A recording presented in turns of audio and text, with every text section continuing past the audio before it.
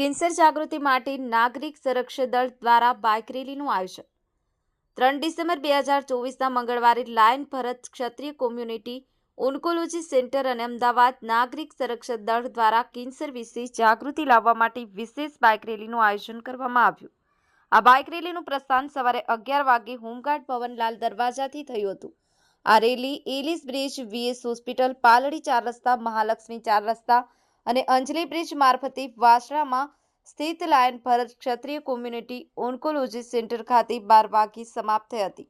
જેમાં ઉપસ્થિત મહાનુભાવો એ શેખ, ડીવાયએસપી અને કમાન્ડર શ્રી નાગરિક સંરક્ષણ તાલીમ શાળા ગુજરાત રાજ્ય, પ્રીતિ મોદી, પીઆઈ નાગરિક સંરક્ષણ દળ Ahmedabad, doctor Geeta Joshi, CEO community oncology centre Milan Vaghela, Epic ફાઉન્ડેશનની સાથે બાઇક રેલીમાં 50 થી 60 નાગરિક સંરક્ષણના સભ્યો અને અન્ય સહભાગીઓએ ભાગ લીધો હતો.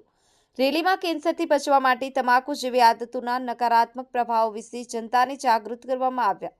બાઇક રેલીના સમાપન બાદ નાગરિક સંરક્ષણના કર્મચારીઓએ કેન્સર અંગેની પ્રદર્શનની મુલાકાત લીધી. કોમ્યુનિટી ઓન્કોલોજી સેન્ટરના ડોક્ટર ગીતા જોશી દ્વારા કેન્સરના પહેલા નિદાન, સારવાર અને પેલિયેટિવ કેર અંગે વિસ્તૃત માહિતી આપવામાં આવી. કેન્સર જાગૃતિ માટે લાયન ભરત ક્ષત્રિય community oncology centre Vasna, Ahmedabad ખાતે કેન્સર અંગે જાગૃતિ ફેલાવવા માટે કાયમી પ્રદર્શનનું આયોજન કરવામાં આવ્યું છે. તે ગુજરાત કેન્સર સોસાયટી 1961થી કેન્સર નિદાન, સારવાર અને જાગૃતિ માટે કાર્યરત છે. આ બાઇક રેલીનું આયોજન એપિક ફાઉન્ડેશન અને ઇક્વિટાસ ટ્રસ્ટના સહયોગથી કરવામાં આવ્યું હતું. Milan Vaghela, the Mirror News, Ahmedabad. Hi, હું છું ક્રુઝિન સિંઘાનિયા. આપની આસપાસના સત્ય સમાચાર જાણવા માટે જોતા રહો દીવ મિરર ન્યૂઝ અને હા, લાઈક અને સબસ્ક્રાઇબ કરવાનું ભૂલતા નહીં. Thank you. નમસ્કાર મિત્રો, હું ફિરોઝ ઈરાની આજે તમને એક નવી વાત કરવા આવ્યો છું. દીવ મિરર ન્યૂઝ જોતા રહો, સબસ્ક્રાઇબ કરવાનું ભૂલતા નહીં અને શેર કરવાનું પણ ભૂલતા નહીં. સત્યની સાથે જોડાતા રહો. નમસ્તે મિત્રો, હું છું ચાંદની પરમાર.